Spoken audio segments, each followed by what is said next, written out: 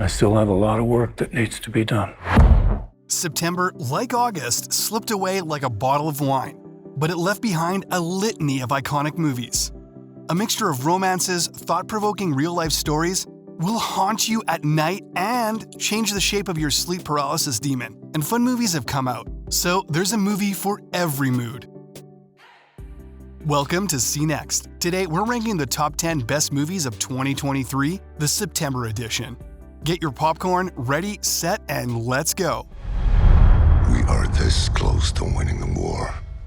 Execute her, or we go extinct. Number 10, The Nun 2.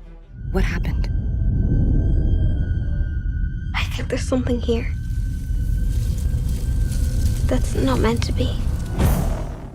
Sister Irene can't catch a break. It's 1956, France, and a priest is violently, brutally murdered, setting off another chain of events that leads to you watching for a possessed, demonic nun around every hallway corner. The Nun 2, the sequel, will startle you every 5 to 10 minutes. Tessa Farmiga, terrific. Bonnie Aarons as Valak again, terrifying.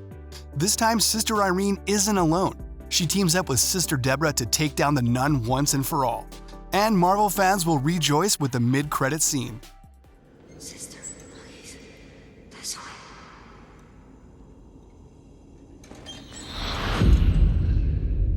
Hello. Number 9, El Conde. Errores de contabilidad. Papá, esta es la contadora que nos va a ayudar.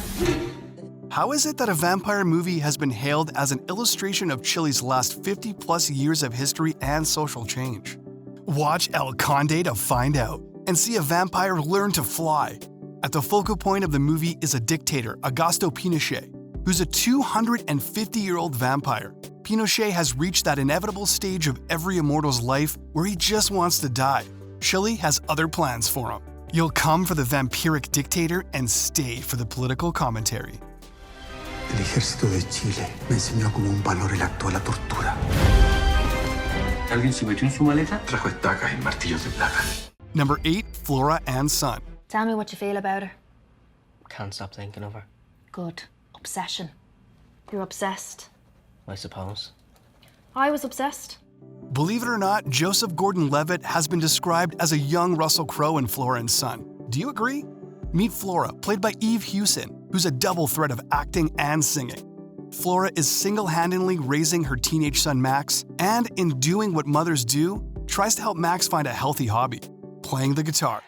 Did we mention that Flora and Son is a musical? Unlike the majority of musicals where the songs kind of interject and take away from the film's beauty, this doesn't happen here. She's totally out of my league. Let's write a song just to hear your passion. Express yourself. She hated it. Yo, just get out of my way, woman. Number 7, No One Will Save You.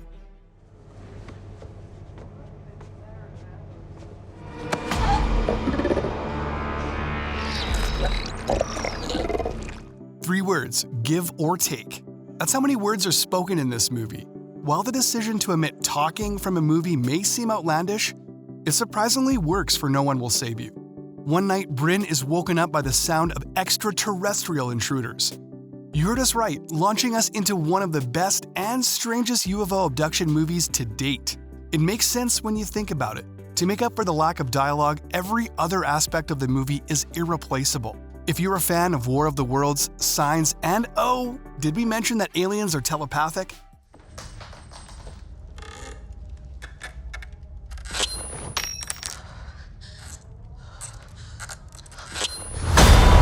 Number 6, Love at First Sight.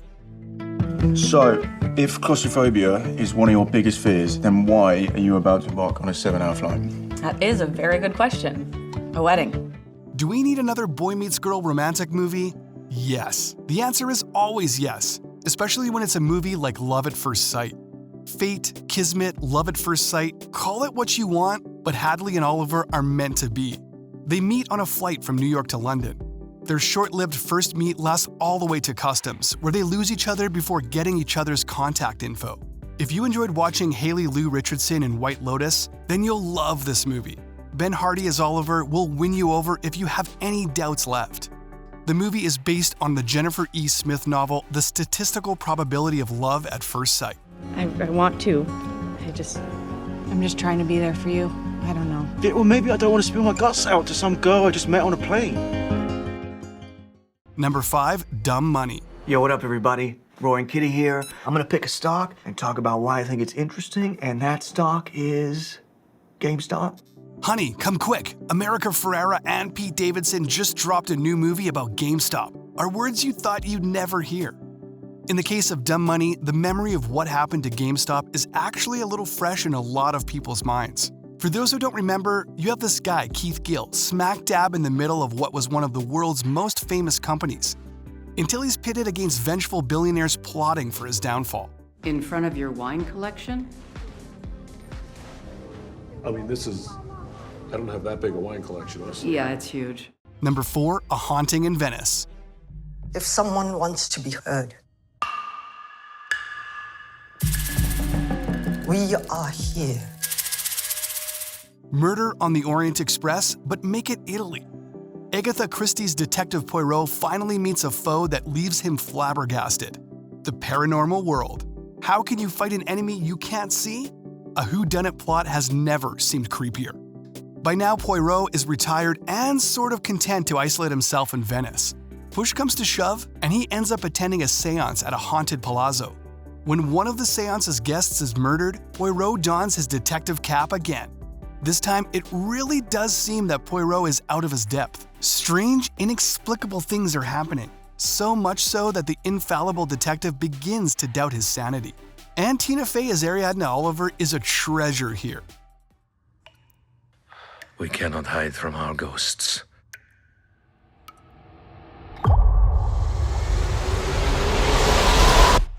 Number 3, The Creator. We can't go to heaven because you're not good. And I'm not a person. When the time comes, like we did with Bill Gates and his warning that the world isn't prepared for a pandemic, we might go back to Elon Musk's warning about a future with a Terminator-esque AI. The movie, The Creator, delves deep into the dark side of artificial intelligence and its ramifications. An imminent war between man and what man has created is on the horizon, and former Agent Joshua has been tasked with killing the Creator. Only, the world-encompassing AI has taken on the form of a little girl. The Creator's visuals and soundtrack are out of this world. We're talking like Hans Zimmer on the score and scenes inspired by everything Aliens, Blade Runner, and Rogue One. We are this close to winning the war. Execute her, or we go extinct. Number 2, The Equalizer 3. What happens here happens in many towns. The mafia.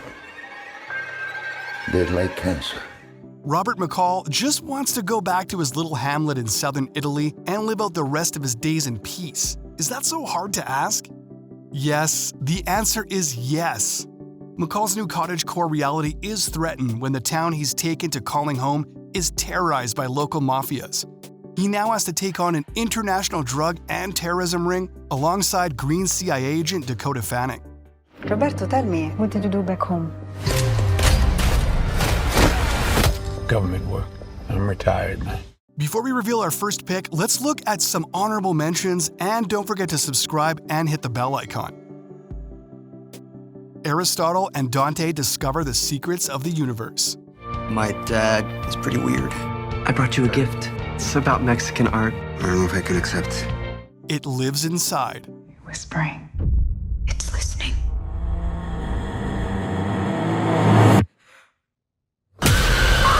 Cassandra. Papa introduced me to lucha libre. Took me to a few matches. You don't see him no more? The Expendables 4. Hey, why are you here? I got this situation where I need your help.